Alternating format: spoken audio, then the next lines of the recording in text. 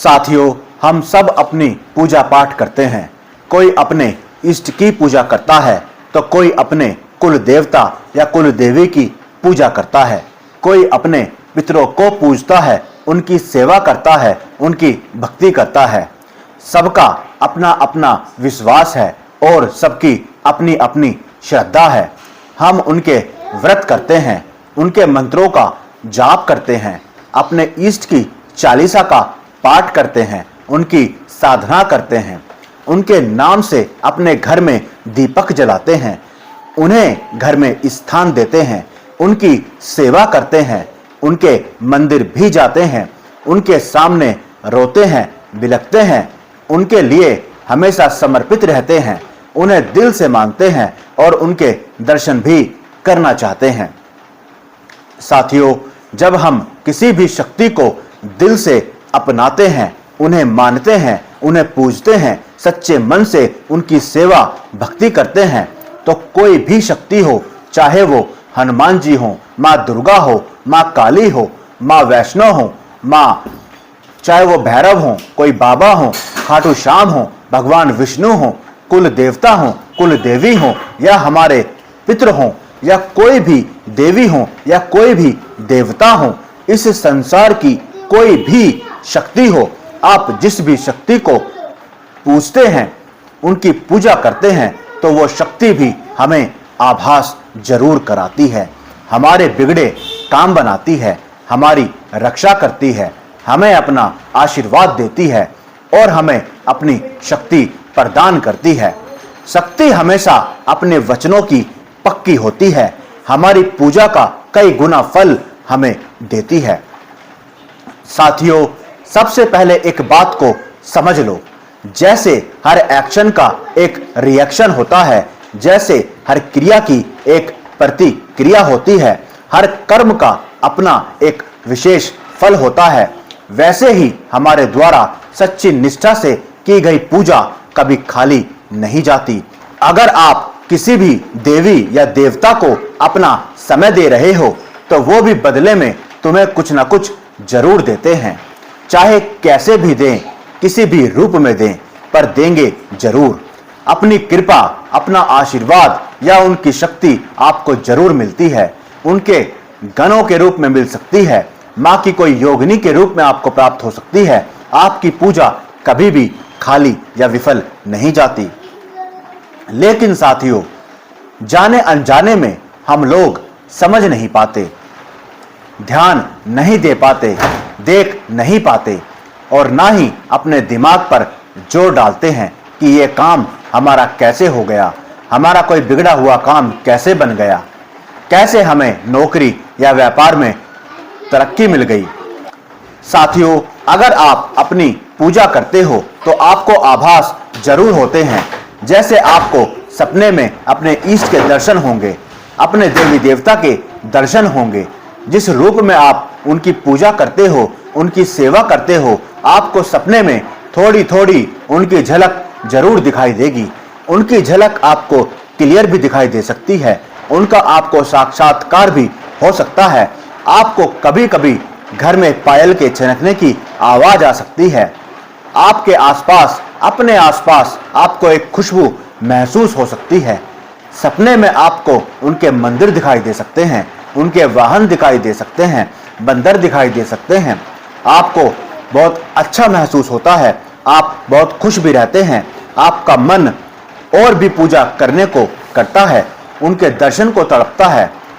आपकी ज्योत में एक फूल आपको बनता हुआ दिखाई देता है।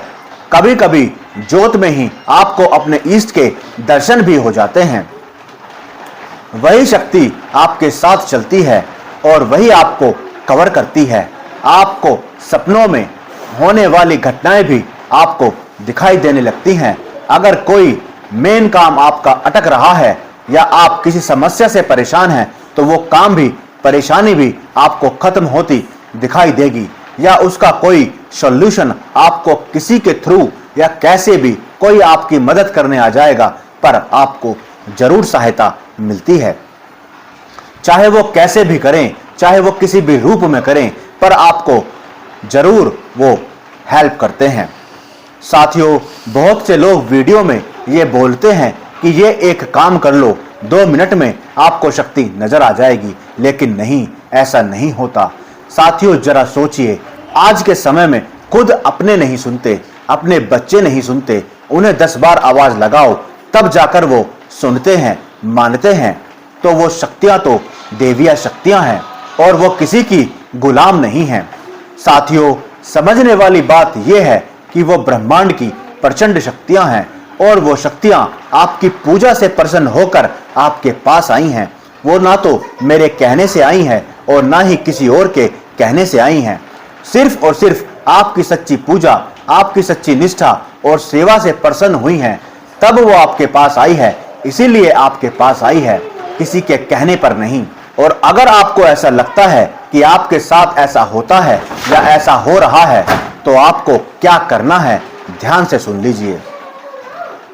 साथियों, अगर आप माँ की पूजा करते हैं, माँ भगवती, माँ वैष्णो, माँ काली, माँ दुर्गा को पूजते हैं, तो आप किसी भी माँ के मंदिर में चले जाइए। माँ को प्यार से एक चुन्नी, एक नारियल, 2 लौंग, कुछ मिठाई और कुछ दक्षिणा देकर रखकर माँ के मंदिर जाकर अरदास लगाएं। माँ से प्रार्थना करें कि माँ, मैं तेरे दर्शन करना चाहता हूँ या चाहती हूँ, तेरी पूजा करता हूँ, करती हूँ, तेरे अलावा मेरा कोई नहीं है। माँ, अगर तू मुझसे प्रसन्न है, मेरी पूजा से प्रसन्न है, तो मुझे आभास करा, मुझे दर्शन दे, जिससे मैं तेरी और अच्छे से, सच्चे मन से पूजा कर सकूं, सेवा कर सकूं। आपको बार बार यही माँ से प्रार्थना करनी है।